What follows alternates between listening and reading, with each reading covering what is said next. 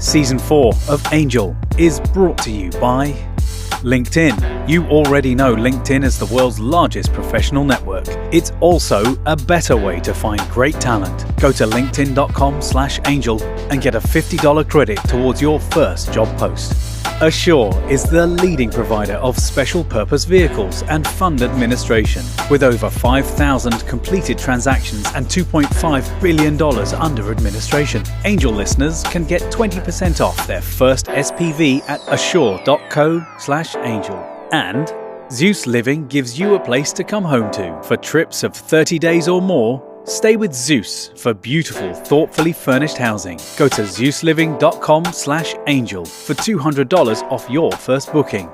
Hey everybody, welcome to Angel the Podcast. This is episode 4 of season 3, and we are cooking with oil. The guests have been transcendent, and people are just raving about the Dan Rose episode. I think you're going to love today's as well. We've got somebody who has worked at what most people would consider 2 of the top 10 venture capital firms here in Silicon Valley, Greylock and now Benchmark. And we're going to talk about Sarah Tavel's transition from one of those firms to another and her focus on consumer. You're Mostly. a consumer investor mostly. Yeah, I mean, Marketplace? nowadays, a lot of marketplaces, B2B, B2C. Yeah. And then, nowadays you can't ignore SaaS if you're, doing actually consumer investing. I mean, a user is a consumer at the end of the day, and so spend some It feels time like there. the two things are starting to overlap a bit. Slack for sure. feels like a consumer product, but Slack is a enterprise company. Business, go-to-market motion. Go-to-market motion. Yeah. What does that mean? Well, just, a lot of it depends on how these companies first get adopted, and then second, how do they get paid to do that work? Right. And so the go-to-market motion just means that there's a salesperson at the end of the day who's making a phone call probably and talking to someone about the benefits of paying for Slack. Right.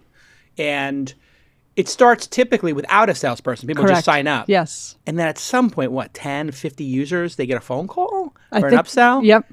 Who knows? Yep.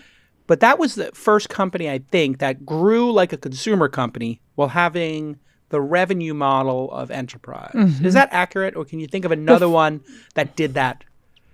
Well, I would think, Yammer preceded Slack, and Sure. I think a lot of that was a similar story of Yeah.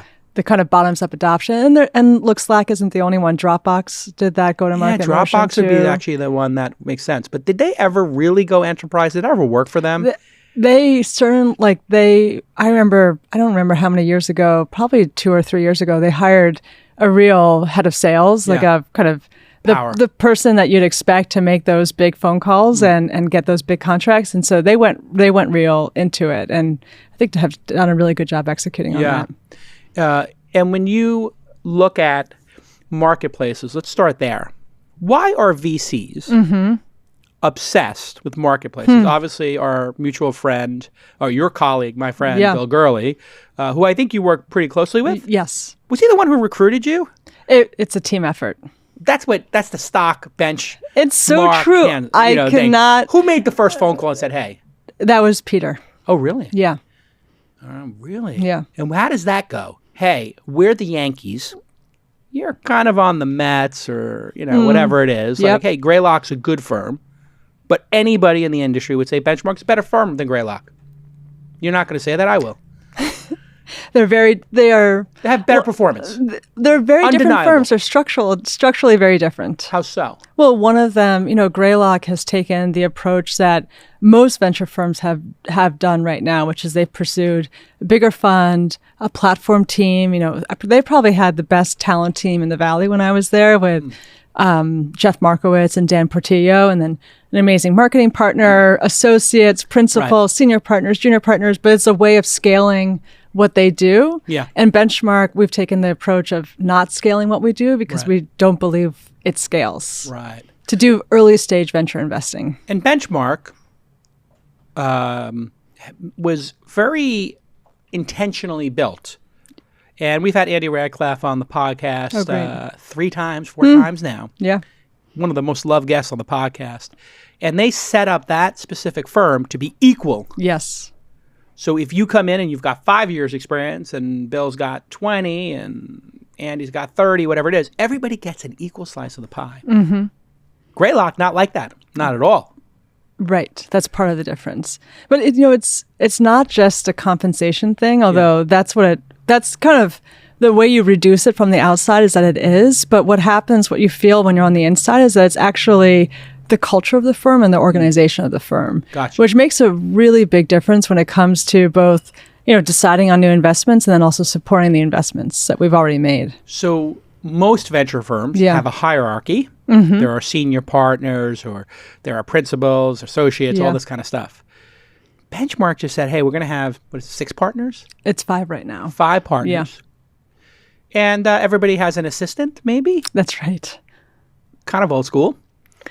But no big, giant associate principal pool. Correct. Or a talent team. Or a talent team, those, marketing team, all this like extraneous stuff that Andreessen Horowitz threw into the mix. Yes. And we believe we can't delegate any part of our job. Can't delegate any part of your job. That's fascinating. Yeah. So it's the job of that singular board member to help recruit. Correct. Yeah. The way I think about it is most of the platform stuff that other people had, and I benefited from this and felt this when I was at Greylock, is really about scaling the GP. It's not about scaling the founder. Huh. And so what we do, the work that we do is like we believe that in order to find, help a CEO find the best CRO, I can't kind of throw that over the fence to a talent team and then have that talent team talk to the CEO, generate a list of candidates, talk with those candidates, and then play this game of telephone between me talking with the talent team, then talking with the CEO talking with me, then talking to the talent team. And instead, I have to be the person that's doing all those calls with you, that's, as much mind melded with you as possible, so that we find the best person, because more efficient. It's more efficient, and we actually think you get to a better outcome because we're as much on the same page as we possibly could be. It also shows a level of dedication to the founder and company that delegating doesn't. That's the way we think we can be the most effective at our job. Right. But from the other side of the table, as a founder, if Bill Gurley's like, well, I'm going to go find that CMO and I'm going to do it. That's my Bill Gurley impersonation. It's ridiculous. He has about 5% of that swag. That's what we do at the poker table when Bill's making a decision. I love it. Well, I guess I'm all in. When Bill Gurley says, I guess I'm all in, and he puts those chips in, you're effed. Yeah. Just public. I don't mean to unlock Bill Gurley's game. I believe it. But when he says, I guess I'm all in. That's literally like Doyle Brunson or, like John Wayne stepping onto the, He's never bluffs. No, he's got some bluffs in him. He's added bluffs in the later years. He added some bluffs. Okay, yeah. But if he's going to do a bluff, I would say it's probably going to be what we call in the business a semi-bluff. He's got a flush draw, but he's got like a pair, or a mid, bottom pair plus a flush draw. Yeah. So he's going to have some. He's not reckless. He's not reckless. Yeah, absolutely. As opposed to Chamath, super reckless. Reckless, kind of his best attribute is a little recklessness. So Peter Fenton calls. How does that happen? He texts you, hey, call me? Or he emails you, hey, can we call? Or he says, can we set up a call? How does that go down? Well, Scott Belsky introduced me. Okay. And it Explain who Scott Belsky is. So Scott Belsky was, at the time, one of the general partners at Benchmark. Yep. He had been a founder of a company called Behance and an angel investor in Pinterest, which and I got to know him through that. Just an all-around great person. So he just sent me an email. He said, hey, look, Peter is always looking to meet rising stars in venture and wanted to grab a coffee. Whoa. And so, you get that big smile on your face. You get that email. That's a great email. You get that email and you're not going to say no. Of course you're going to meet Peter. But it's a great email. It can't. It's a great email.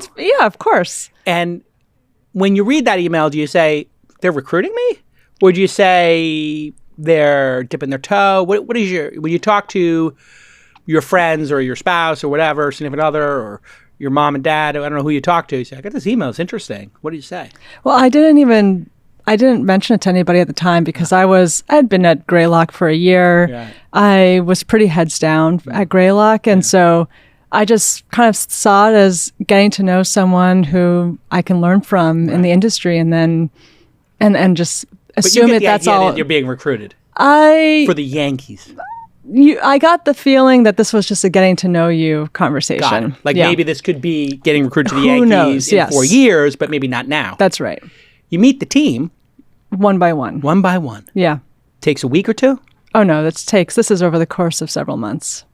You covertly meet the team. You got to meet them in places where you're not going to get noticed. You can't go to the Battery and have a meeting with these folks. You got to do it on the DL. That's true. So you do these meetings just at like a coffee shop, or you go to a Walmart and meet in the back by the butter?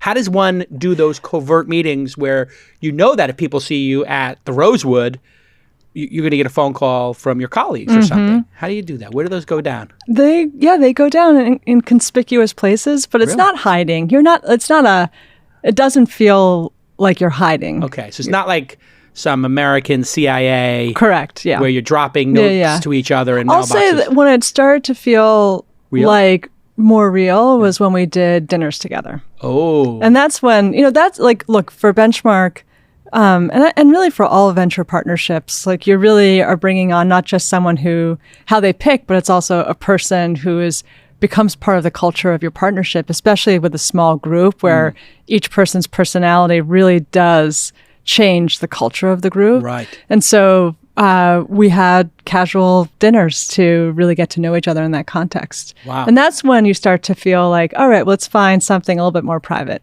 Right. You need a private room. Correct. Or they've got that triangle desk. That special desk. You know about the desk. Of course I know about the desk. Come on.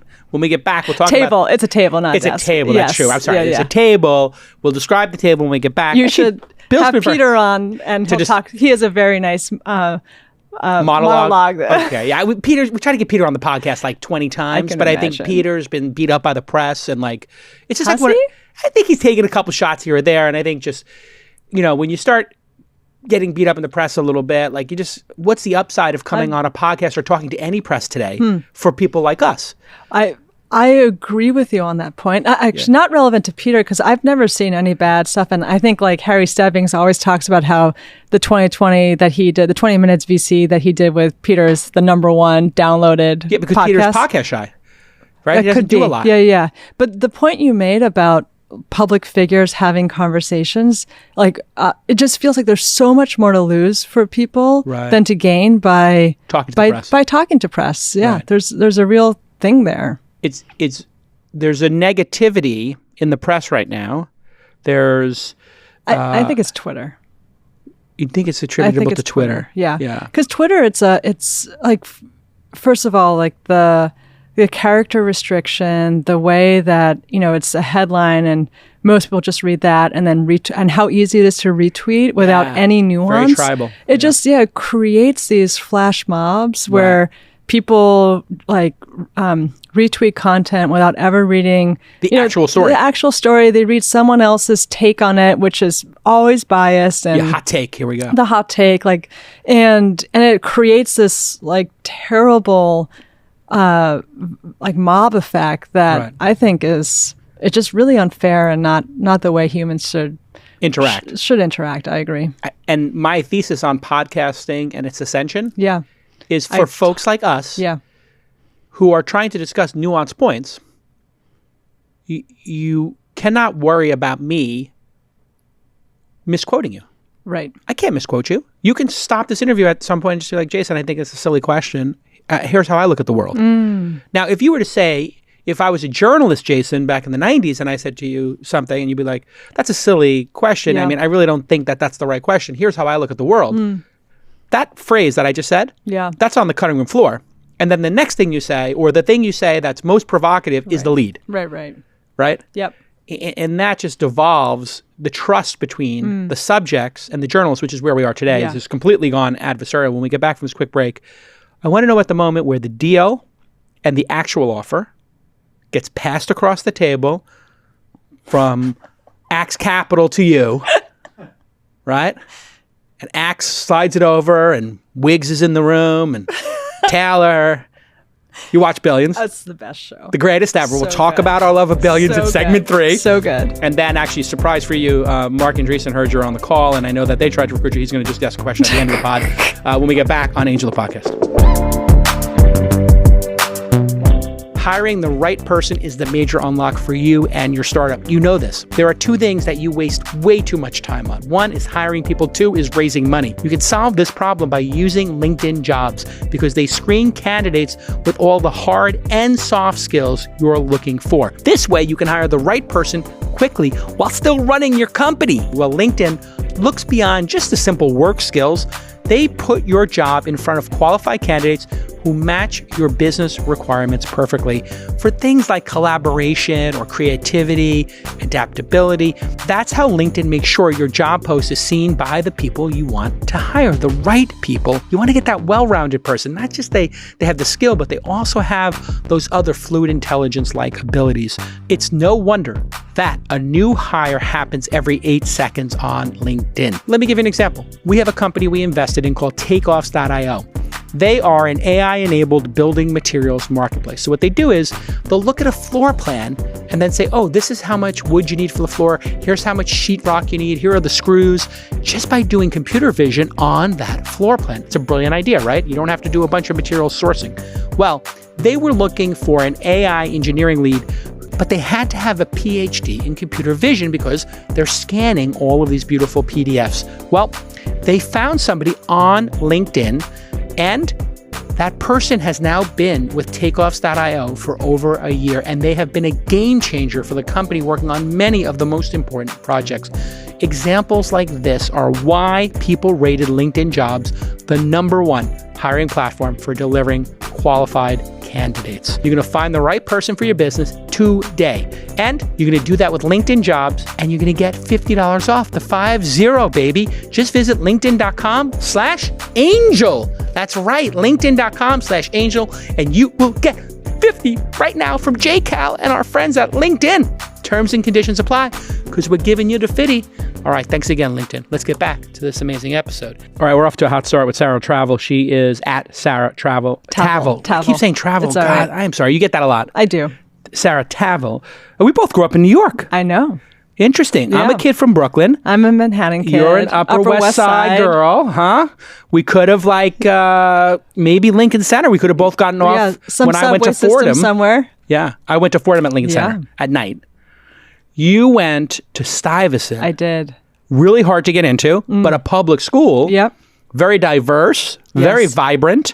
And when you went, it was on the West Side Highway, correct? Just opened. It had just opened, that's right. Yeah. Way downtown in Manhattan. And when you went, they didn't have the bridge yet. They put the bridge up later? They did have the bridge. The bridge went up. Yes, brand spanking new. Because that was the big issue. Kids were crossing the West Side Highway, 12 lanes. And people, I don't know if it was a student, but somebody had gotten killed crossing the West. I remember that. Yeah, it was really tragic. And then they built the bridge, and then the kids still would cross the West Side highways. Kids are apt to do. Yes, but most, the bridge was a very good idea. Yeah. And Stuyvesant on the West Side Highway there with that cafeteria looking out on the Hudson. Mm-hmm. I mean, it really is a special institution, is it not? Yeah, it's a special institution. What was special about it? What was it like? I mean, honestly, I think the special thing was that the kids that were there were extremely driven. Yeah. It had driven. Yeah, and it was like a very you said diverse. It was all very heavy on immigrants. So right. I mean, a lot of probably 60% Asian when I was there. Right.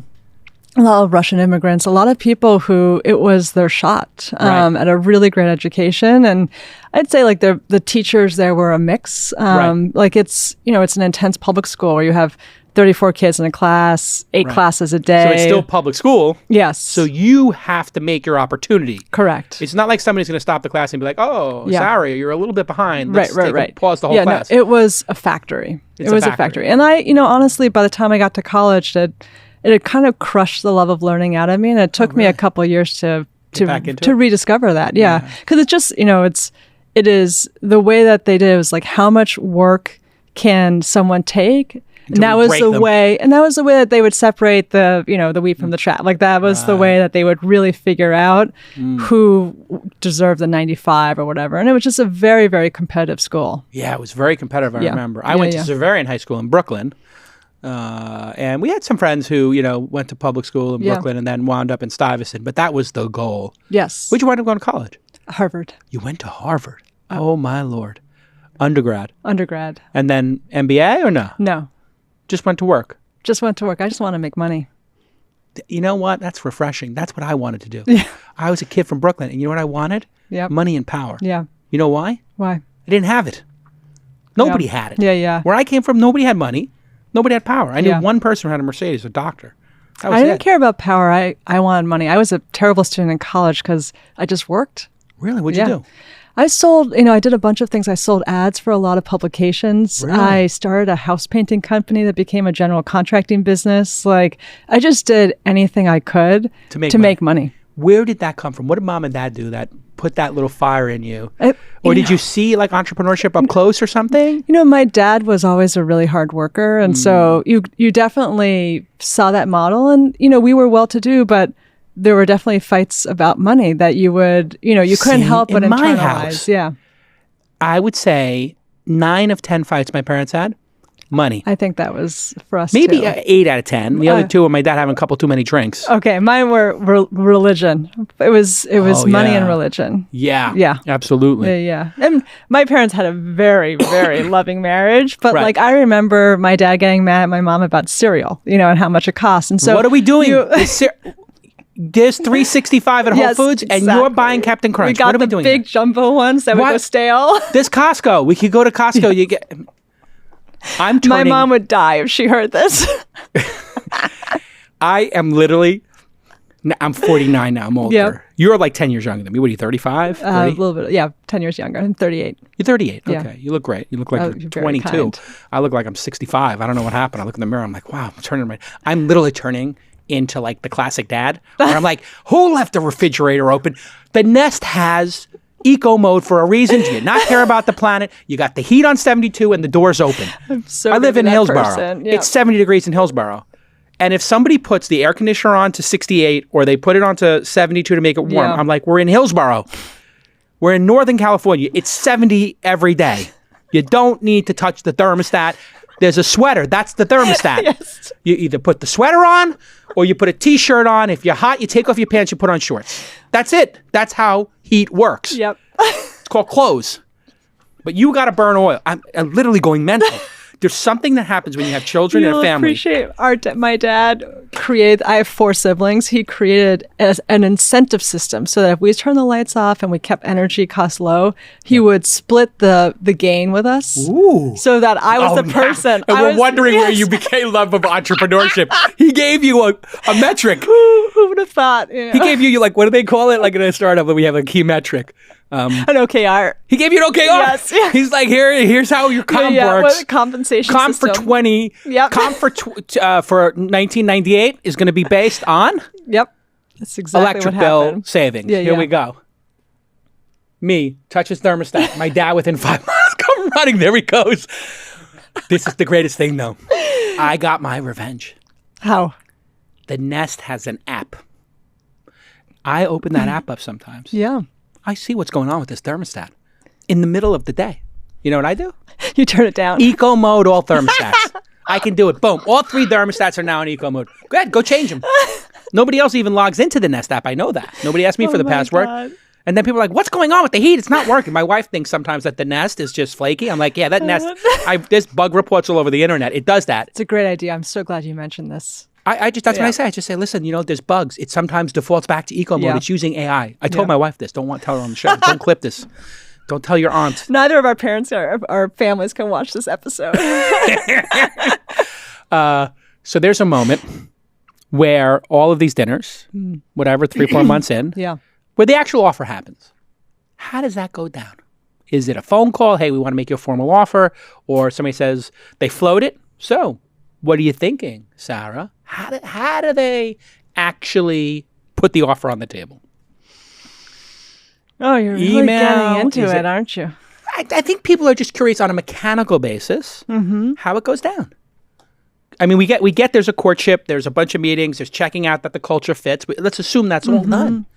Is it like an official letter, or is it just somebody going on a walk with you and you're walking across? For me, it feels like an Embarcadero walk.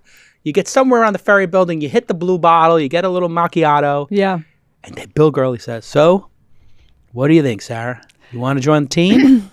That's my view of it. yeah. I'm thinking like Brian Koppelman on the Billions, a nice big vista, a little walk, You get the iconic espresso, and it's in glasses, not paper. They put the espresso down.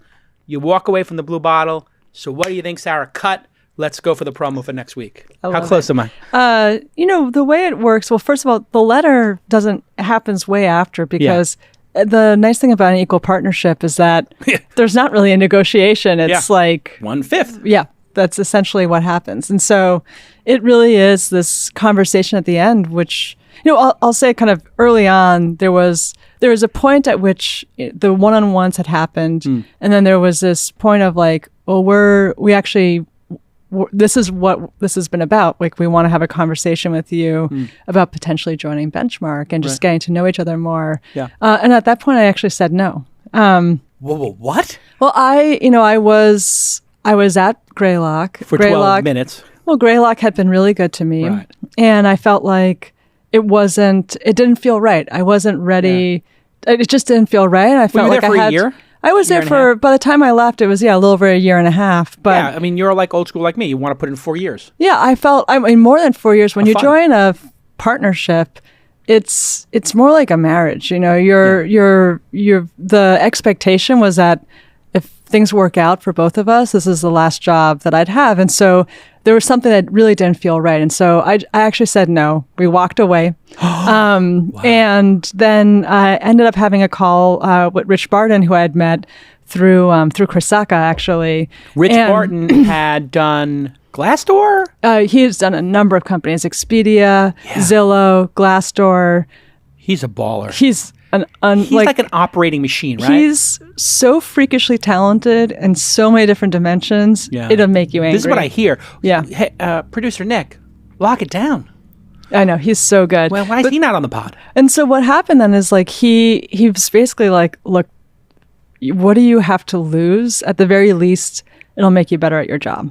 And so And there was some truth to that. Like, what did I have to lose? If I got to know Benchmark better, at the very least, I would learn how to do my job better within Greylock. And so, tell me how the Yankees work. Yeah, no, that's exactly it. And so and it's one of those things that as I got to know Benchmark, I just realized it's like one of those things that once you saw it, you couldn't unsee it. Right. That it felt like, oh, this is how it should be. This is how I want to spend my career, and this is how I think I'll be best at what I do is working with these people in this structure. Wow. And so it was kind of this moment of realizing like, oh yeah, I love Greylock. I love the team there, but I really owe it to myself that I should explore this further. And then it got to a point where the fit started to feel more and more strong through each of those interactions that we had until finally it was kind of this moment of being like, all right, shall we do this? And the answer was yes.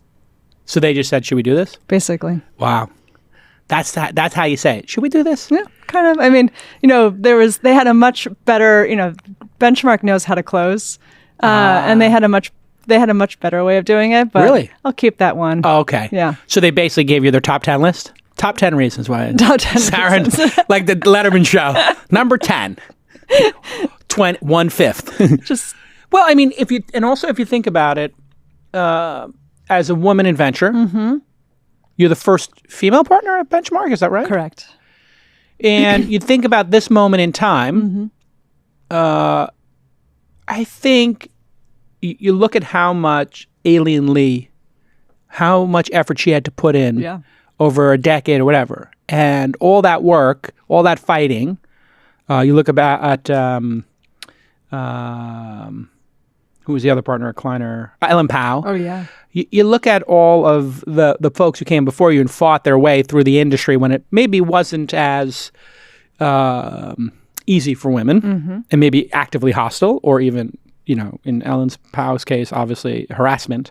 And obviously she didn't win the lawsuit, but there's some bad stuff that happened. So it's no perfect victims, but obviously there's bad stuff occurred.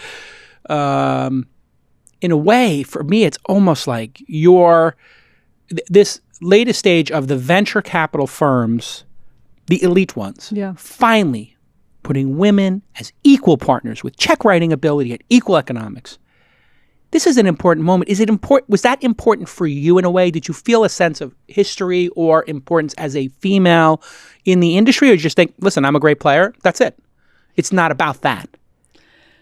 I think by that point, I was the first female partner at Greylock as so this well. was like getting and when I joined Bessemer, I was the first woman that they'd hired in, I don't know, a decade or so. And so I, at this point, I think like what it more felt to me is like there are two ways to attack the problem of there not being enough women in kind of check writing venture roles.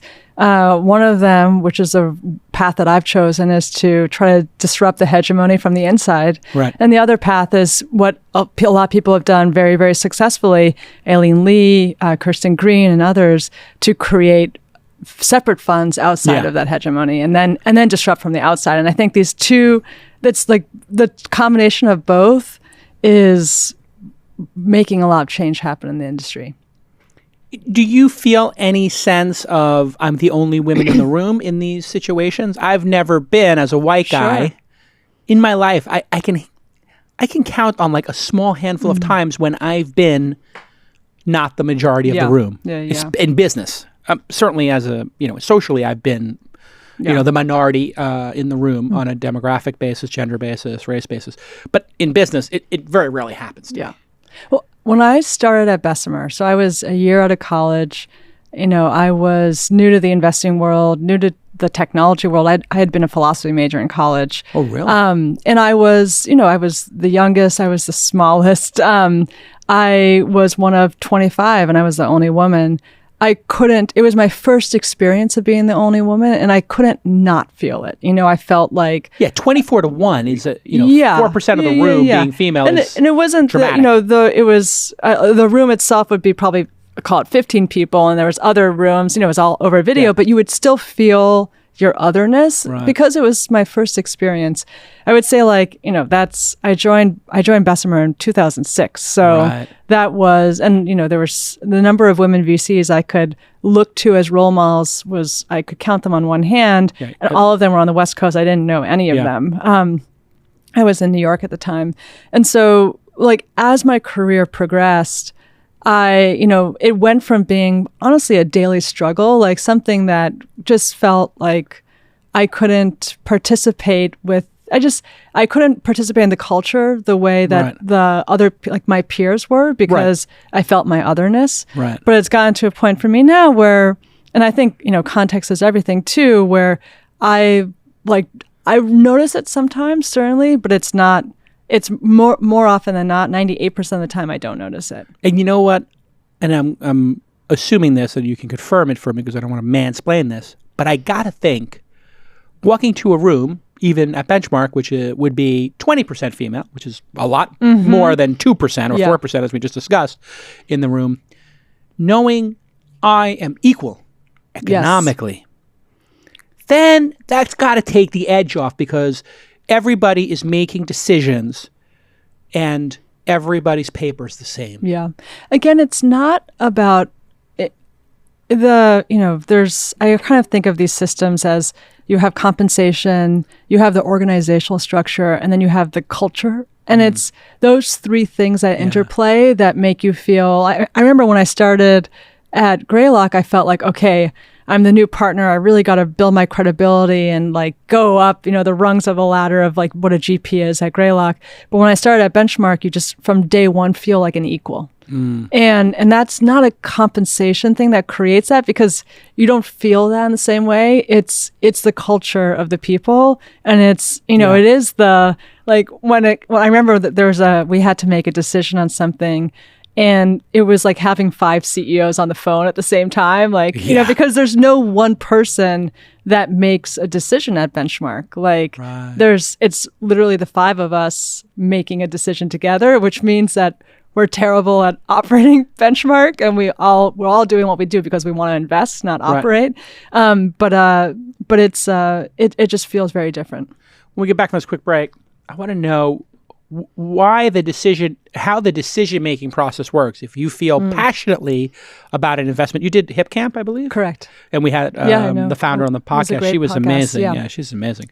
I want to talk about what is the process of bringing that to the Yankees, right? Listen, this is a storied franchise, Benchmark, at this point. and you're the new one, and you're bringing something in, and an idea. Was Hipcamp there, or was that at Greylock? It was at Benchmark. I want to know what that was like. Was that the first deal you did? No, Chainalysis was the first deal I did. Great. So I want to talk about when you bring those two deals specifically to the... How does it work when we get back on Angel the Podcast? If you're an accredited investor, you need to understand what an SPV is. That stands for Special Purpose Vehicle.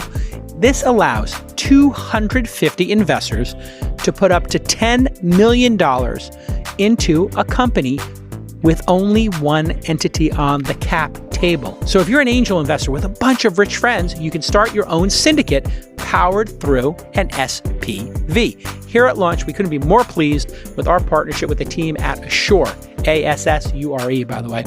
They power my syndicate, which is called thesyndicate.com, which is the largest syndicate in the world. We have about 4,000 members now. And Assure is the leading provider of special purpose vehicles, SPVs, and fund administration with over $2.5 billion in AUA.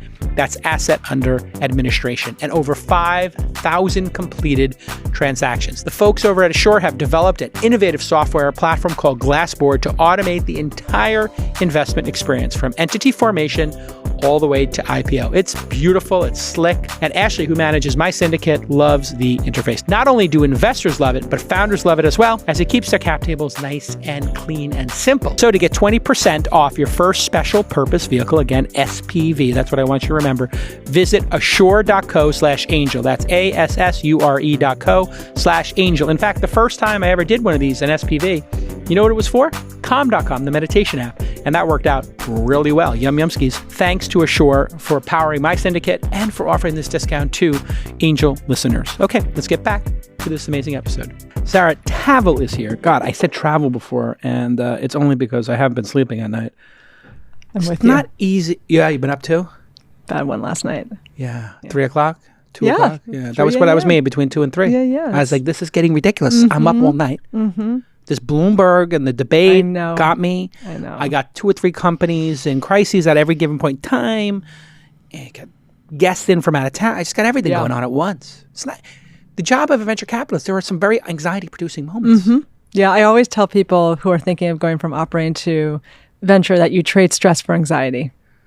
You trade stress for anxiety. Explain the difference. Well, in when you're operating, you can control the outcomes, right? Like you feel the stress of, am I going to be able to execute? Am I going to be able to, get this done by this date? How, it's in your control. And so you can stress about it versus what happens in venture is you don't really have any control, right? Like when you're looking for deals, you're just planting seeds and seeing what sprouts. You don't really know where the next deal is going to come from. It's not an outcome that you necessarily can control. You can only control the inputs. And then with the companies that you work with, like at the end of the day, it's the CEO and the team that's running the race, and you're on the sidelines trying to cheer them on and coach them. But your ability, you can't stress because you're not running it yourself. You have the anxiety of, am I going to be able to influence them in the way that I think that they need, could be useful, right? So that they're able to be more successful in that race. And so you have this like low grade anxiety that can just be like, 12 months of runway, 10 months of runway, 6 months of runway. Is this are they going to cut the burn, or are they going to just keep racing towards the cliff? And you're like, hey, you want to pump the brakes? People are like, why would we pump the brakes? Like, is this the one that you had a 2:30 a.m. wake up about? I had 3 of them at the same time. And it's when your portfolio gets large enough, just rule of big numbers, you're going to experience it all. Oh, totally. And I'm currently, that's what it turns out late 2019 and 2020 is about for me. Like, make 200 investments over a decade. Yeah. Get ready. Yep. Because all the stories you heard are going to be on your doorstep. And by the way, you're the highest profile and you're the first investor.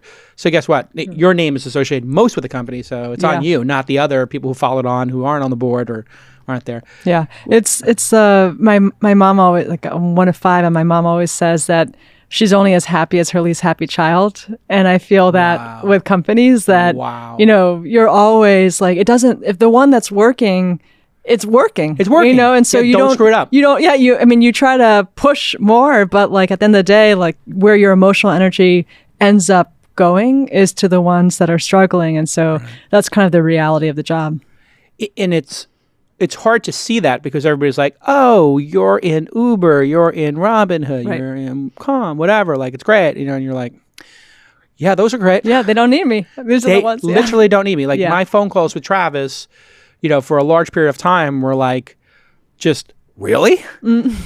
Like, with Alex and Michael from Calm, it's just like, really? They're like, yeah. I'm like, wait, that's the monthly number or the quarterly number? No, that's the monthly number. That's the monthly. Wait, there's more money in the bank account this month than there was last month? We have profits? Never heard of that before. I'm like, wait a second. We're building up a war chest? I thought that was only for Apple. Like, what is going on here? Good for them. For Calm. Yeah, they've done an amazing job. It's, I'm gonna ask you this question as well. The most significant, company, not the most successful, but the one that makes you feel the most warmth. Just warmth, like just warms your heart kind of thing. And for Calm, that's mine. Because at some point the founders told me, we had met with like 70, 80 VCs, investors, and they all said no. Got a couple of 25, 50K angel checks here and there from friends. was one of them, I remember that. Yeah, and no VC would give them the money they needed. Yeah. And Naval had just given me the URL of angel.co/Jason/syndicate. And he said, check this out. And I said, what's a syndicate?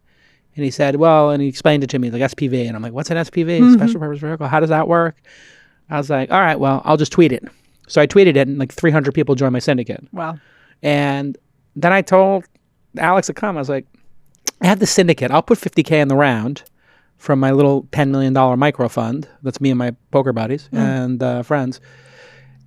And I'll syndicate it. I think another 50 or 100 could come in, and 328,000 came in. It was the first syndicate I ever did. That's great. $4 or $5 million post, I think. We owned 5% of the company. And they said to me later, we were going to shut the company. We were thinking seriously about shutting the company down if we didn't close that syndicate with you.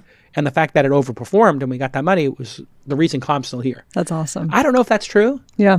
But the fact that they told it to me and they know the impact that has on me, it makes me want to go to work every day.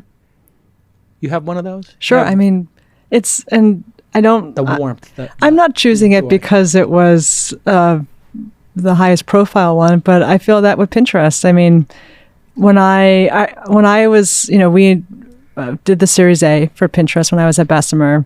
Series A. Yes. And it was for an image board. It was a very, it was a 4 or 5 person company at the time. Like it was misunderstood by everybody in the Valley. Like I was an early user of the product. I just loved it from the first time I used the product.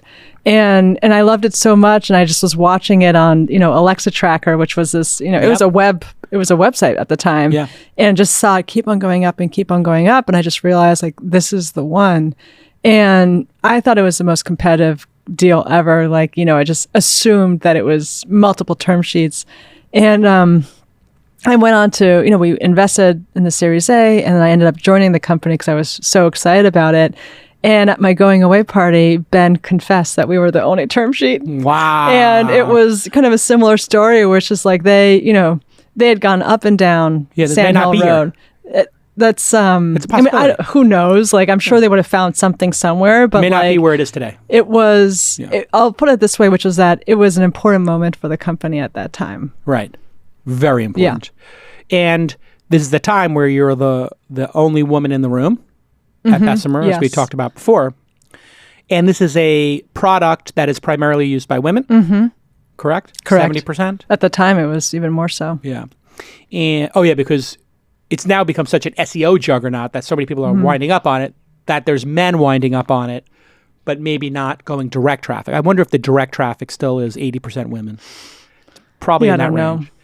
And this shows the real opportunity for having people different than a bunch of white dudes from Stanford. They didn't see it, did they? It was the moment I realized. Like it was the first moment that I realized that being a woman could be an edge.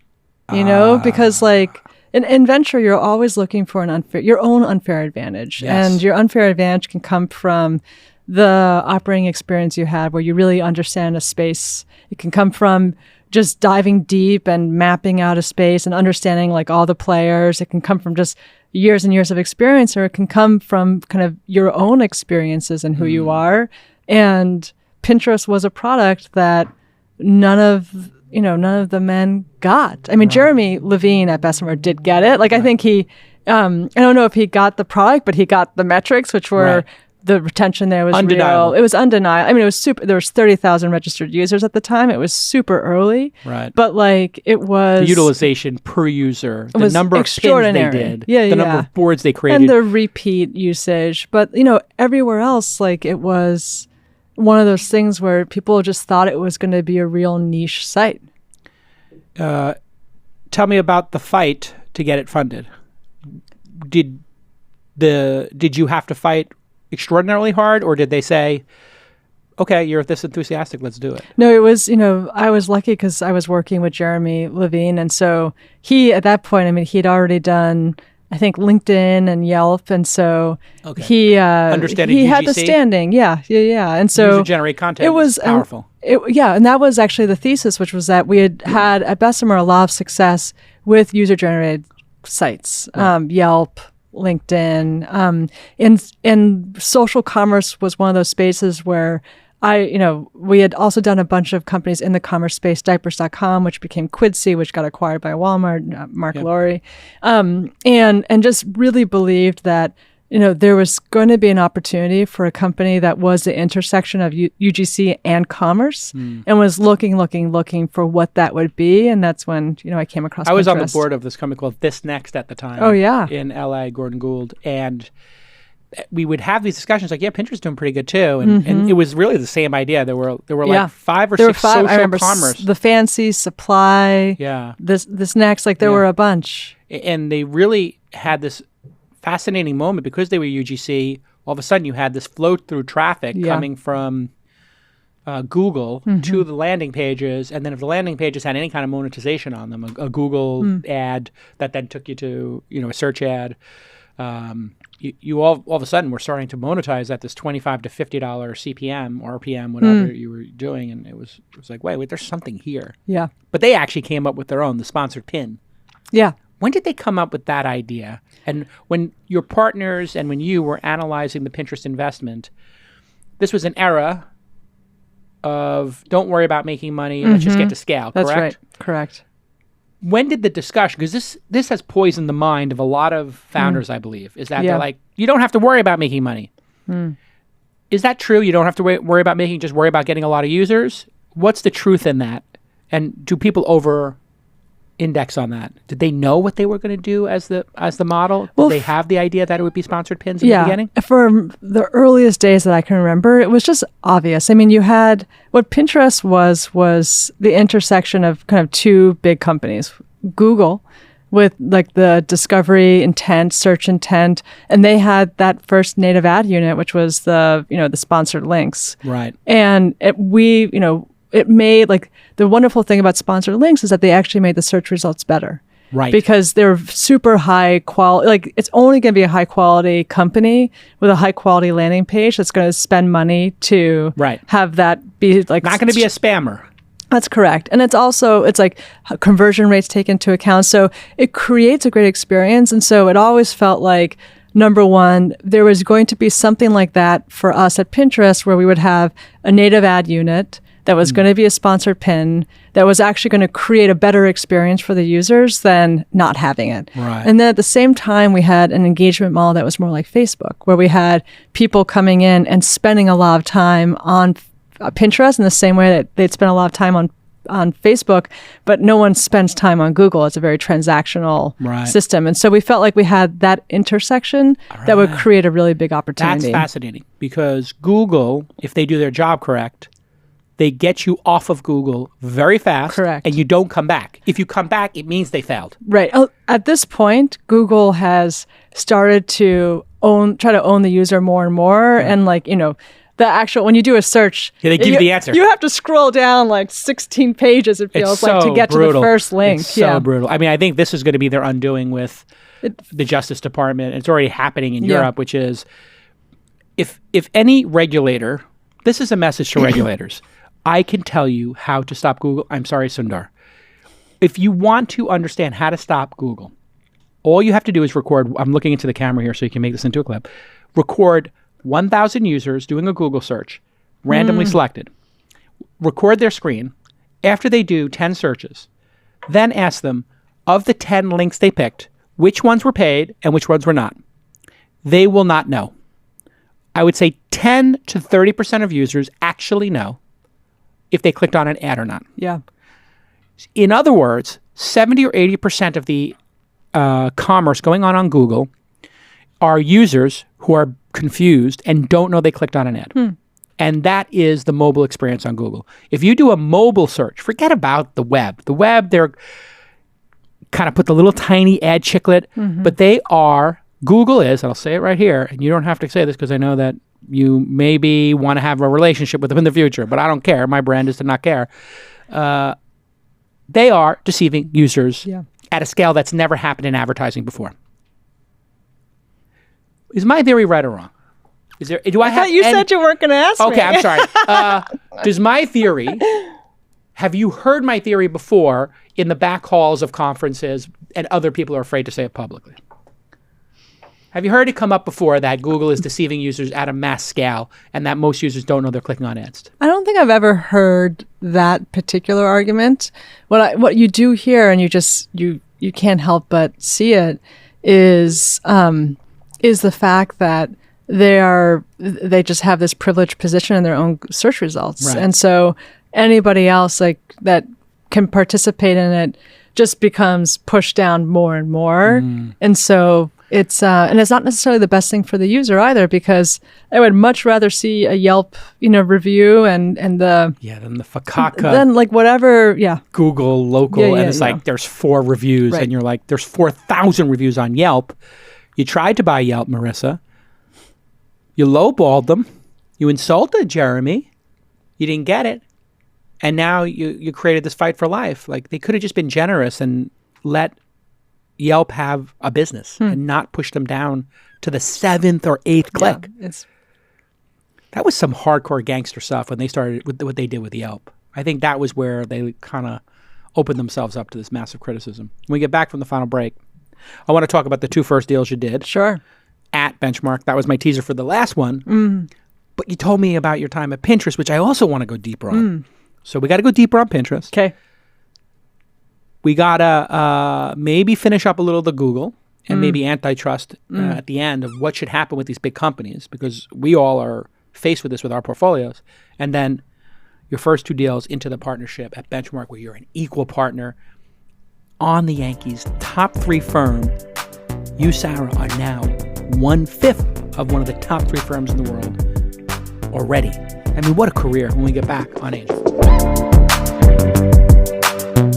Zeus Living makes it easy for you to live wherever opportunity takes you. Yes, whether you're connecting with investors on the other side of the country or opening an office in a new city, Zeus offers smart, furnished housing that's cozy and convenient. Zeus can accommodate 30-day stays, and they include all the important stuff like cleaning supplies, kitchenware, toiletries, and options like downtown 1-bedrooms or a single-family home in a neighborhood you want to explore, flexible booking dates, immediate availability, and minimal paperwork. All of these come with high-speed Wi-Fi, obviously Xfinity, and a smart TV. That's all standard. You don't have to think about it. You can just move around, be nomadic. And Zeus is the hassle-free way to streamline your next stay. You can find Zeus Living, Z-E-U-S, in San Francisco in the Bay Area, Los Angeles, Seattle, the New York metro area, Washington, D.C., and even Boston. Rest assured, you, your family, and your pets will be secure with their digital locks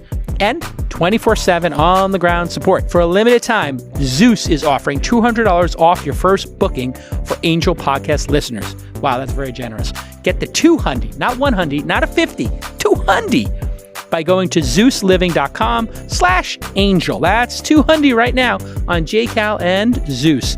Visit ZeusLiving.com/angel and explore all their beautiful homes. Okay, let's get back to this amazing episode. All right, the delightful, intelligent, insightful, and actually Pretty funny. Sarah Tavel's on the podcast. Didn't expect that. You got a sense of humor. I was never expecting that either. You got a sense of humor about you. You're pretty candid.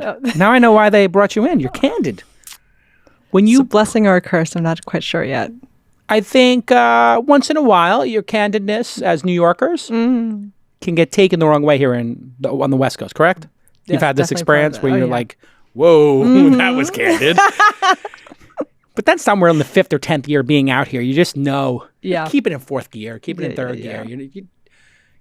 People are just not ready for the New York bluntness. The New Yorker, yeah. Like, when you're in New York and somebody's walking slow, you're like, can you move? Oh, my God. Can you please I actually move? honk at people. I mean, the thing in New York that's crazy is since we left, it's turned into... Oh, my wife kills me about it. It's turned into Paris. Like, there's more tourists than New Yorkers, and they're all spinners. Yeah. They walk, they stop. Don't get me They started. look up and they start spinning around. Don't get me I'm like, this is started. not a pinball machine. Yeah. Get out of the way. If you want to stop and take pictures, we're trying to get to work. I've fantasized about the fast lane and the slow lane. And This has got to happen. They need to stop everybody if you're coming to New York. Jason, I feel like you and I have a connection. We here. do. We do. It's locked in as New Yorkers living in Cali. I drive like a taxi driver here. It's terrible. How many speeding tickets you get out here so far? Oh, no comment. I put the over-under at 3. And I might take the over in that bet. No comment. I got 3 in 3 years. If you could get speeding tickets by walking on the sidewalk, I'd be in jail at this point. Like Basically.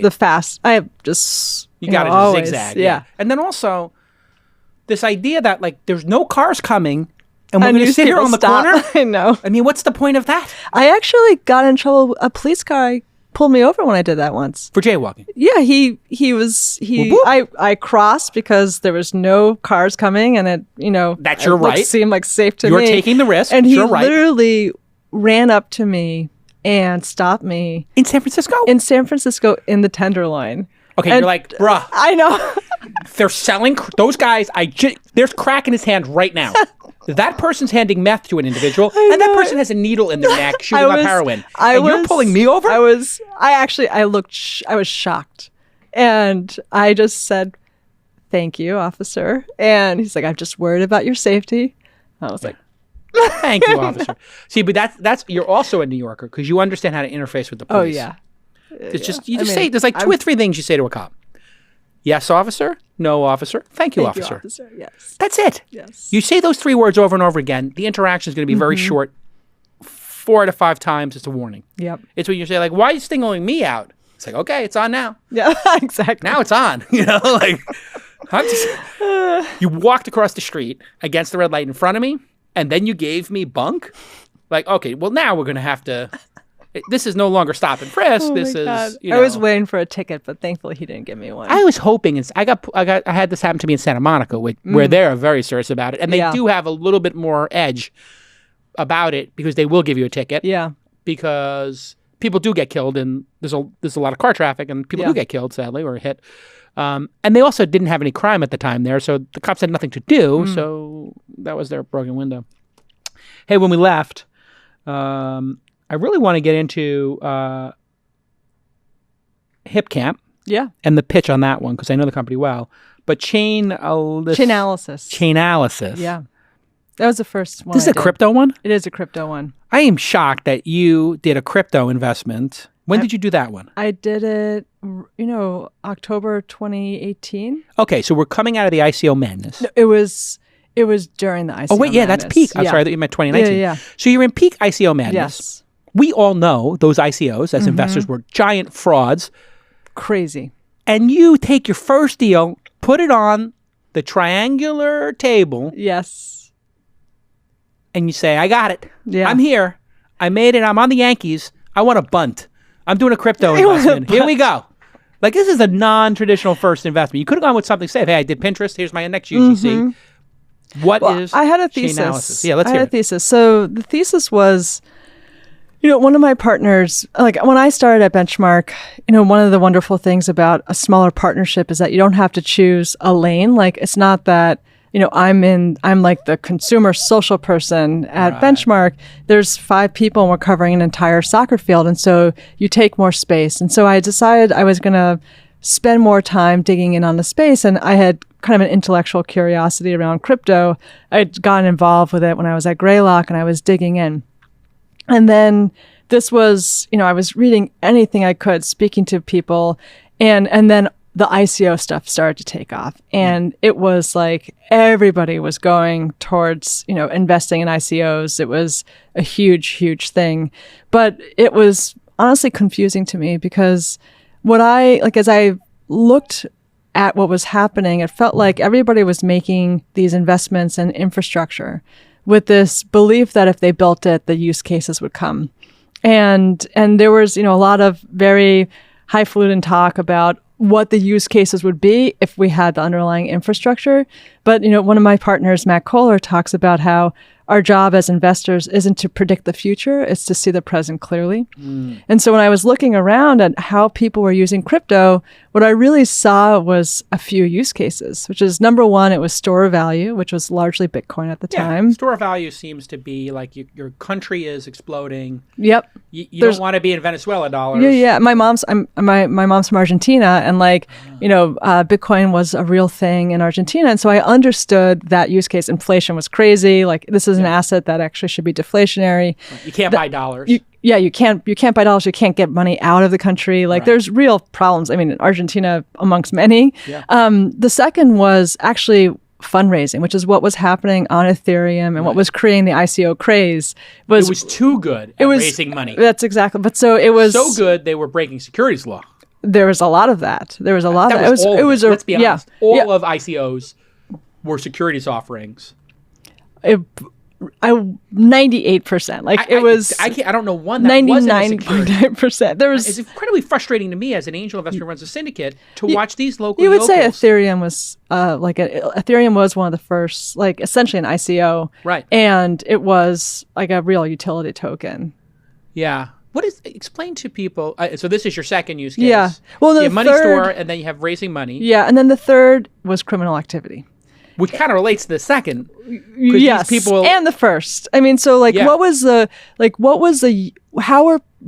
use case that you could count on that, regardless of whether Bitcoin went up or down, or whether Dogecoin or Ethereum or whatever it is became the token du jour. Right. What could you count on? It was that money laundering. It was that drugs. Illegal things were going to happen with cryptocurrencies. By the way, with currencies. Correct. Yes. Illegal things happen with currency. Yes. That's the reason people do illegal things. Generally speaking, people are not doing illegal things for the fun of it. They're doing illegal things for the profit. That actually felt to me in a way the most expansive use case. Wow. But what am I going to do as an investor? I'm not going to invest in the next Mt. Gox or Silk Road. You can't short them. You can't short them. And then I, as part of learning and going deep in the space, I was very lucky to have coffee with Katie Hahn, who had been, this was before she joined Andreessen. Right. She had been she was at Justice Department? She was, she was a prosecutor for the DOJ, and she was involved with the Silk Road case and Mt. Gox case. Right. And during, while we were talking about it, because she was an early... She's brilliant. She's fantastic. A great poker player, so I hear. I haven't played cards with her, but I met her once at a conference, spent a little time with her, spent a couple hours talking to her, and it's really interesting. A prosecutor who's now investing in currencies that, aside from money store, some significant portion of it is people who don't want you to know what they've spent money on. Well, and so what she mentioned when I spoke to her was that while she was at the DOJ doing these prosecutions, she used Chainalysis to do the investigations. Whoa. And so there's an endorsement. Well, and so as where does the DOJ go to solve this problem? Right. So as a good little VC that I am, I wrote the name down and cold emailed zip zip the CEO, Michael Groninger. Yeah. As we say in the business. Zip, zip, zip. And it was what was awesome about it was that I spoke to Michael and realized that it was even more than I had anticipated, which was that, yes, it was the tool that the government agencies, U.S. government, but globally were using to do investigations on the Bitcoin blockchain. It was only Bitcoin at the time where that Chainalysis was able to do these investigations for, but that it was actually an enabling part of the ecosystem because if you're a regulated entity, if you're a in an exchange, Right. and you are touching both fiat, real money, U.S. dollars, yeah, and crypto, you need to be able to answer to the same government agencies that are using Chainalysis of this is the compliance I'm doing to make sure I'm not part of some money laundering scheme. right. KYC, know your customer. That's part of it, but AML is the big one. Which one? AML, anti-money laundering. Oh, AML, right. Yeah, to make sure that you're not, part of some money laundering scheme for a terrorist. Speaking of poker, there was some dipshit kid in Vegas during the Bitcoin era. Was like, oh, you want Bitcoin? Give me a poker chip. I'll give you a thumb drive with a Bitcoin on it. So it's like, well, what does a Bitcoin cost? Like, oh, Bitcoin now costs, let's just pick a number at the time, $2,000. You want a Bitcoin? Give me $2,100. I'll give you Bitcoin. Give me $2,200. So he's just doing this like arbitrage, just walking around casinos doing this. Yeah. He's in jail. It's like, what you're doing is called laundering of money. Like, there's a reason why when you're at casinos, those chips have RFID on them. They know the chain of custody of every poker chip over a certain denomination. They probably know it of all of them. So if you and I are at a poker game in a casino, and we say like, hey, I'll bet you $5,000 on the Yankees are going to win or the Warriors are going to win, and I hand you the $5,000 chip, when you go to cash it out, they're like, where'd you get the $5,000 chip? They know you got it from Jason Calacanis, who lost the bet. They're just waiting to see what your answer is. And you're like, I picked it up off the floor. Yeah.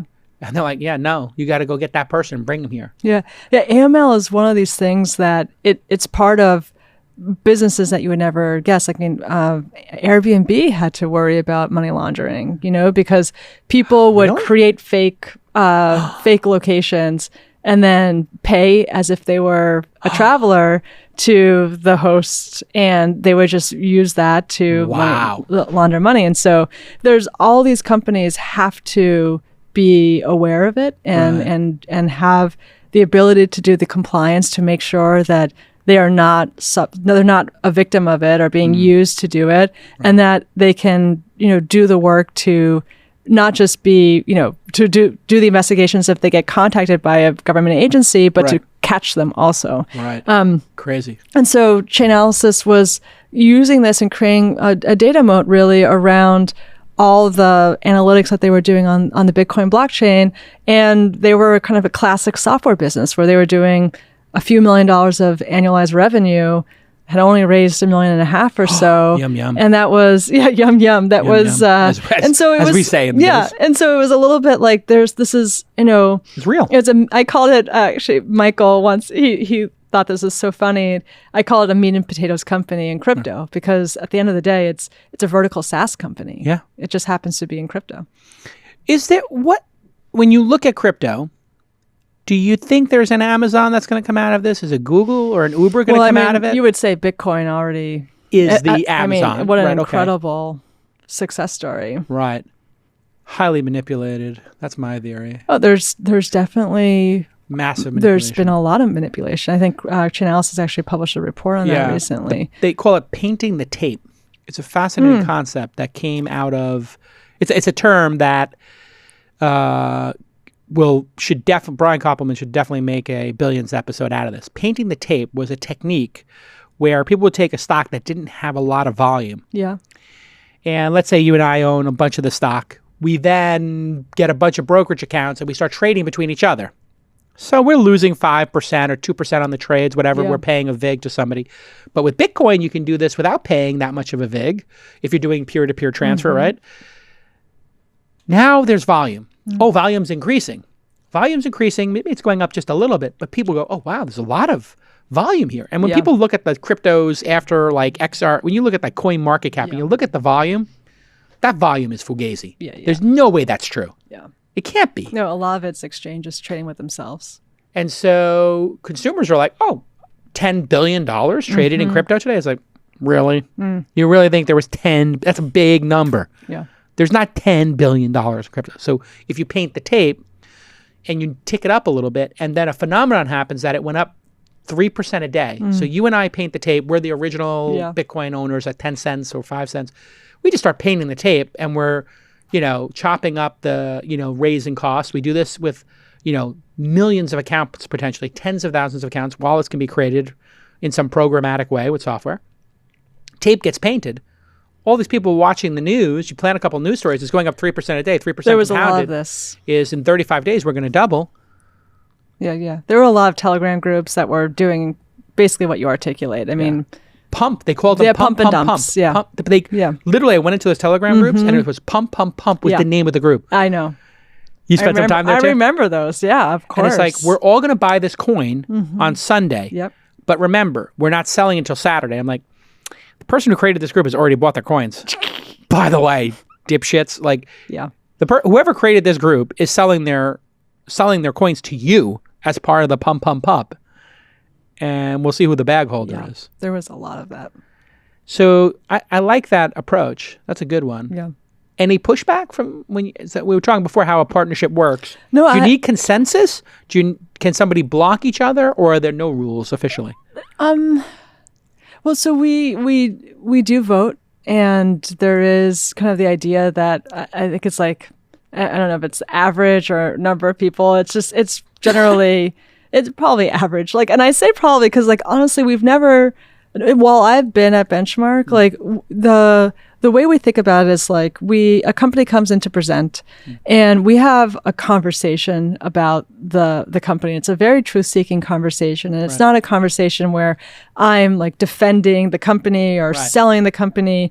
It's really this conversation because when we invest in a company, like the only way we can do our job with 5 people versus like the 200 at Andreessen is to really work as a team. And when we invest in a company, it's not just Sarah's investing in this company, it's Benchmark is investing in the company. It's part of the Benchmark family. And so it's a very truth-seeking conversation, and a lot of things come out of it like, oh, we should look into this and this and this, or, you get a sense of the sentiment and you don't actually ask for a vote unless you really are ready to do the deal. Got it. And so the act of asking for a vote means you're committed? Yeah. Well, it means like you're ready to do the deal. Yeah. You're ready. And for the most part, and while I've been at Benchmark, we've never gone to a vote and then not gotten support. There's a little bit of this understanding that if you're bringing this company to a vote, it means you want to do the deal. And unless like I have a real point of view, and look, I brought a company to a vote once, and we go on a 10-point scale, and I got a 3 on one of them, and it wasn't one that I ended up doing, but it was like I was almost there to do the deal, and someone had a real reason to not like it, and I spent more time on that and ended up being right.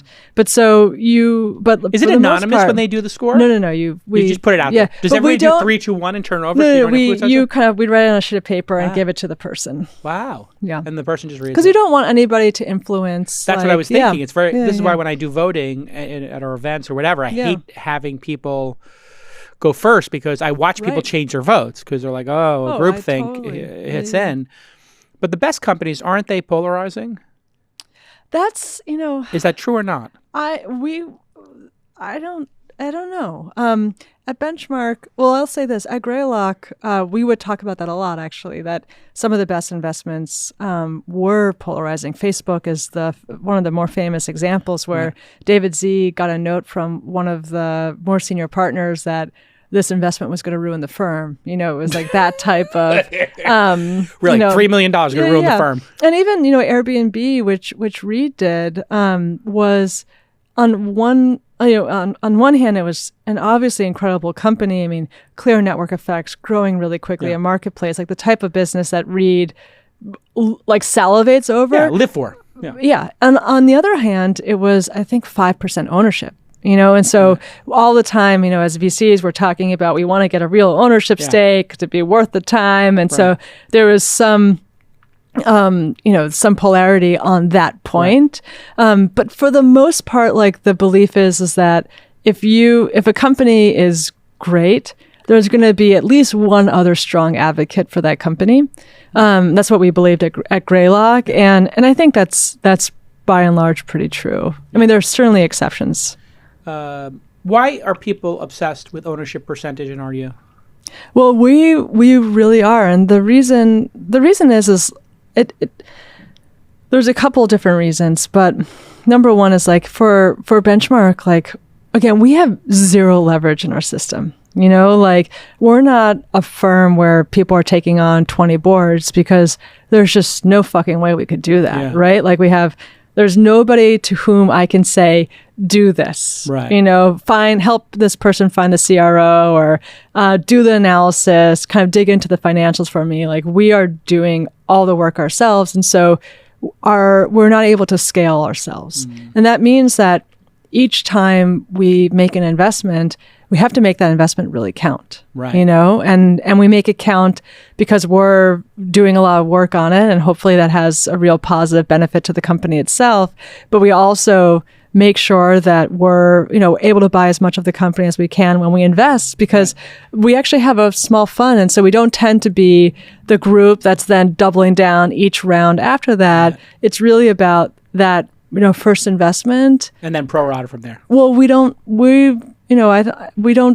go heavy on the pro rata. We're not the group that is saying, defend our pro rata. We're the group that says, look, I have to be internally consistent. And usually when we invest, because we're trying to get as much ownership, it means the difficult conversation to the seed investors of what's the right way to allocate pro rata. But then when the next round happens, we're not going to, speak out of both sides of our mouth. And so you'll step back to make the financing successful. Right. Yeah, I got bullied a lot in my early days as an angel, where it's like, you got to give up your pro rata. And now I don't. I would for Bill Gurley. I would for Sequoia. I would for Chamath. Well, and I think that's always the conversation, which is... But I'll take half. I'll negotiate a little bit, because I don't want people rolling over me. Yeah. And look, I don't want... If someone's creating value for the company, I don't want to take value away from them. I want them to continue to be adding value. But as you know, what happens a lot for these companies is that there are a lot of people around the table, and they're not creating value, and the founder has to be optimizing for the future value of the company. Right. You invested, your second deal is a camping startup. Yes, Hipcamp. Hipcamp. Mm-hmm. Now, most people would be like, camping startup? Mm-hmm. Really? Yeah. It's not venture scale. I had the same reaction when I looked at the seed. However, you got Airbnb, and you got a couple of other trends going on. People may or may not know this, but every time I've tried to go to Yosemite, no vacancy. Impossible. So I go to the Evergreen Lodge, which is outside the entrance, which is charming. It's like an old 50s lodge, like in the Catskills, where everybody eats the same time. There's 2 seatings for dinner, and it's prefix, and then they have marshmallows for kids. They got all the activities for kids going on, 3 regulays, all this good stuff.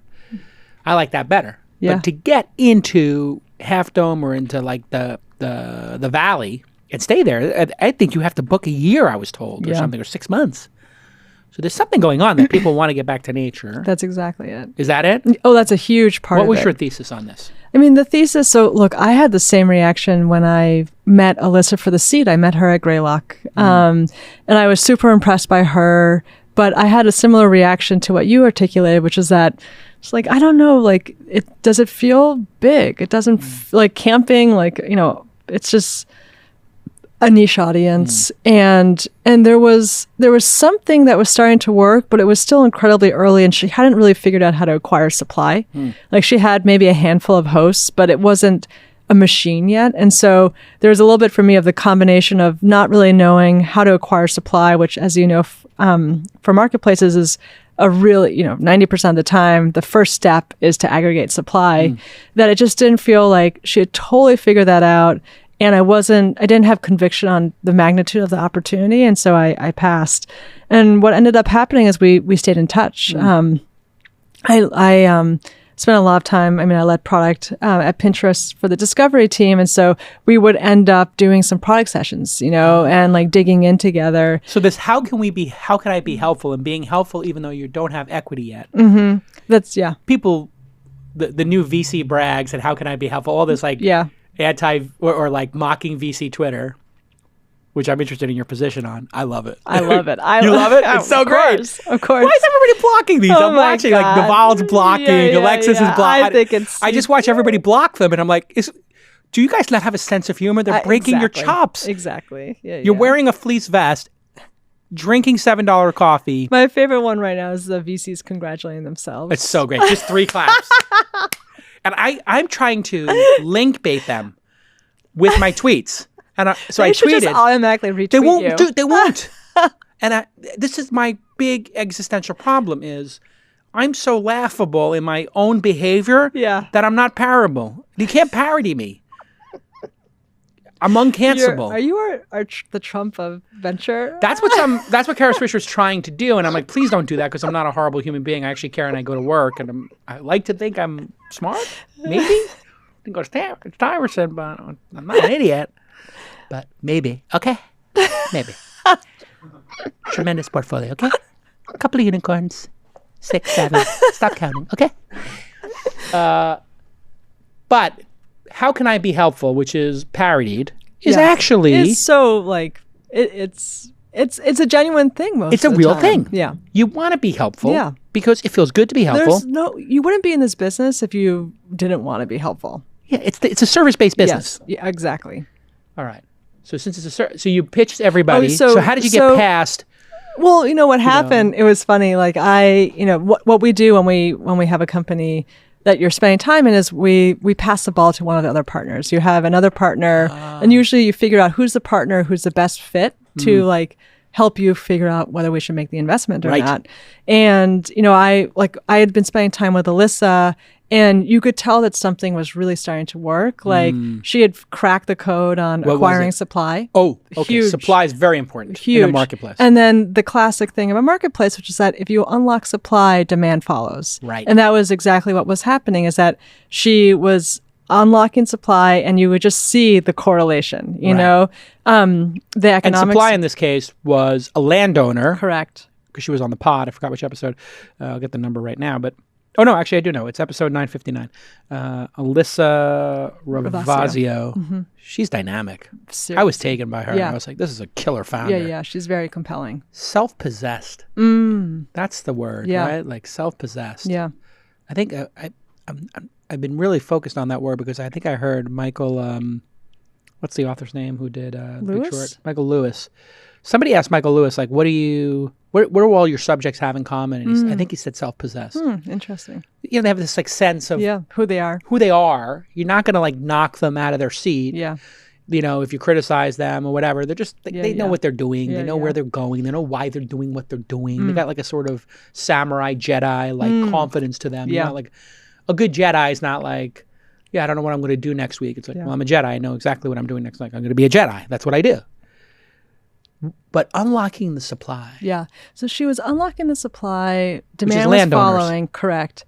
How do you get a landowner to say, let some random San Francisco yuppies go camp on my land? Yeah. Sounds risky to me. Well, and lawsuit coming. And it's like one of the key things for any marketplace is how do you create trust, right? And so one of the things that Hipcamp has now and had then is an insurance policy, so they can kind of allay that fear. Right.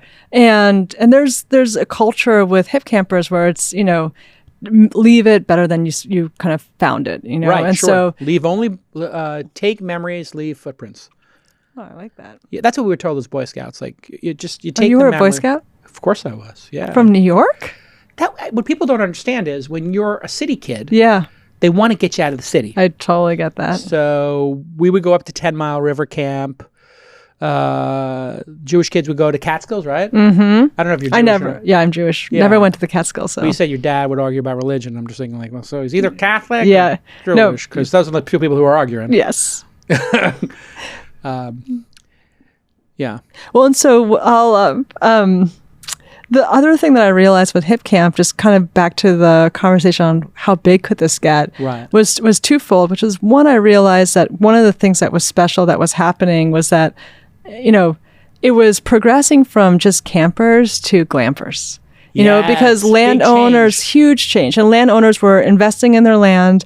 They were adding a tree house or a yurt or a tent, which was opening up the addressable market for the aperture Hipcamp. That was bigger, which is what happened with Airbnb, because it used to be couch surfing, but not families and not business travelers. Now they have business accounts, and this for business travelers are like, I much prefer to stay in an apartment with a kitchen. And it's classic marketplace, which is you start with a really small niche, you nail it, you get it, like you make people really happy, and then you expand from there. Yes. Beachhead, wedge strategy, what do you call it? I mean, I kind of think of it as like just the bullseye, the red hot center, and then you expand from there. Super important. Yes, super important. Why?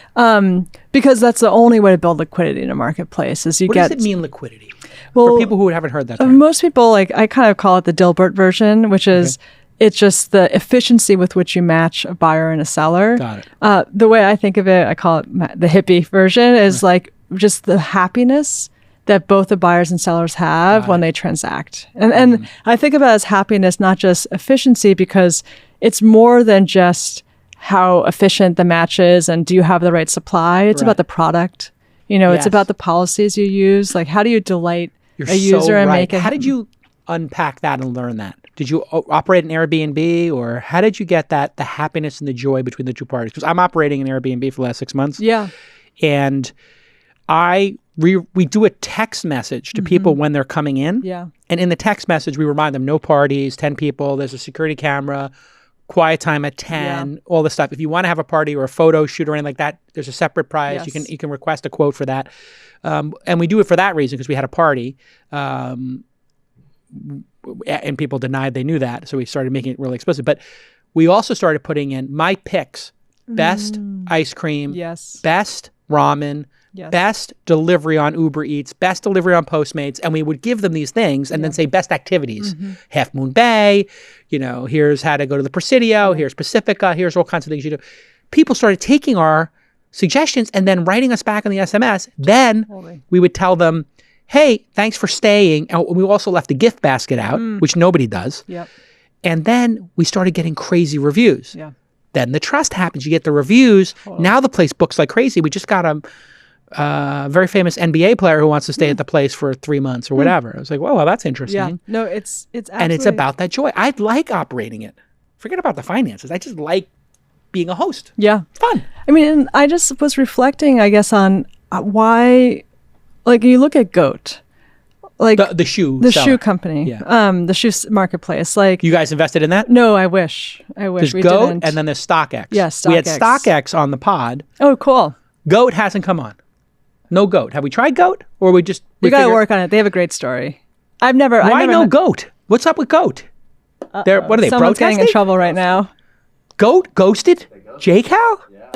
200,000+ views per episode? It could be a little jelly. They're a little jelly on the StockX. All right. Well, the story, you know, one of the things that you can't help but reflect on for GOAT is, imagine, you know, you're looking at this incumbent, eBay. They're massive. Yes. They have, like, you are this little startup and you have like zero inventory. And they have liquidity. And well, eBay. Massive liquidity. Massive, you would think. But then there's this vulnerability, which is actually the catalyst for the company. The founder, they were working on another company and it was not working, running on fumes at this point, looking for a pivot. And the founder had ordered a pair of shoes off of eBay, got them, and they were counterfeits. Oh. And it was a pain point. That's a real pain point, right? Yeah, you spent $600 on your Yeezys and they're not real. Exactly. No, and that's and so what GOAT realized was that there was a real unmet need here, and it wasn't like us, you know, liquidity, just like that Dilbert version of liquidity. You kind of think, oh, I just have to add more supply. Right. That wasn't but then the how issue. are you ever going to disrupt an incumbent? Right. And you do it because GOAT made a better product.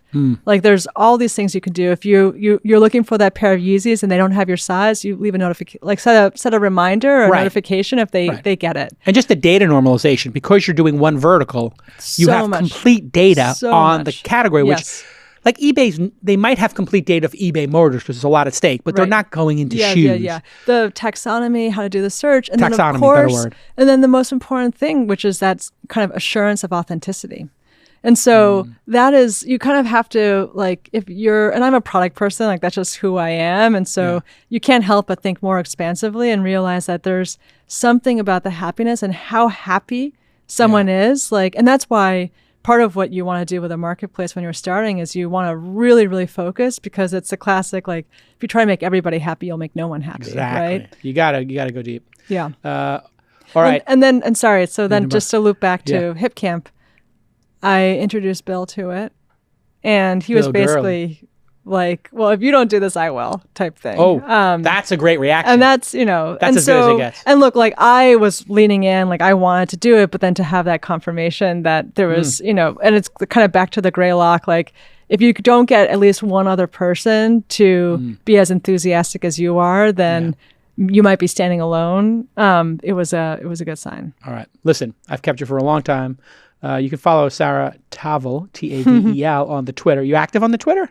I am. Yeah. All right. Oh, wow. Here we go. Marc Andreessen, he's a huge fan of the show, and he doesn't do any meetings anymore. All he does is listen to the pod, and he's texting me all the time. It's the critique is that I'm like, Marc, I do this for a living. I don't need you to tell me that I'm talking over Sarah or literally that was his feedback on the last episode. You keep talking over the guest. Let him talk. I'm like, okay, Marc. Oh, anyway, he's listening right now. Congrats to Peter on hiring you. Can you give me some New York City recommendations for my upcoming trip to Manhattan? Great question, Marc. Yeah. I'll send you my Pinterest board, Marc. You have a Pinterest board? Yeah. You got a favorite? Oh, New York has changed so much. It's so weird going back, crazy. Isn't it? It's so weird going back. Really I walk around. changed. I'm like, who put up these? I know. Weird. Big 30-story, 60-story, 110-story buildings that look like a Jenga. Yeah. It's a weird situation. But Yes. I'll give you the place I love to go when I go there now. Decoy. Oh yeah. You know Decoy? I think so. The duck place? Yeah. And then what's the name of the other restaurant upstairs? He's got two restaurants on top of each other. Anyway, this guy, he's a Jewish chef who is obsessed with Chinese food. So he's hybrided it. So he's got a pastrami dumpling. Whoa. He puts pastrami that he makes Jewish style into a fried dumpling Chinese style. But he also got obsessed with Peking duck. So he makes downstairs in a place called Decoy. I'm gonna a book certain number of Peking tomorrow. ducks. It is so unbelievable. I rent out. They have a communal table. That's why I know of it, because I'm obsessed with Peking duck. That's my obsession. I am obsessed. Have you been to Hong Kong recently? Oh, actual Hong Kong. Actual Hong Kong. 10 years ago. Mott 32 Okay. is the best Peking duck right now in the world, I think. They do it so perfectly. They cut it so perfectly. Oh my God. Beautiful. The best Peking duck here is at Hakkasan. Yes, I'm so with you. It's unbelievable. I feel a kinship. What is going on here, Sarah? We could have met I know. in our It would have been 20s. beautiful. And this could have been it. But I think we're on different teams. Different teams. You're married to a sorry. woman. Yes. So it wouldn't have worked out. But we could have been besties. We could have been besties. Feels like we could have been besties in New York. We definitely have a Peking duck in our future. Let's do it. Let's do it. Look at us.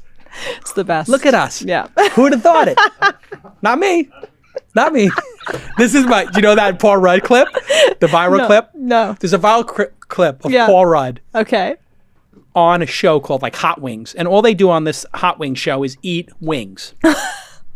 And increasingly hotter sauce. And he doesn't know why he's on this. He's a movie star.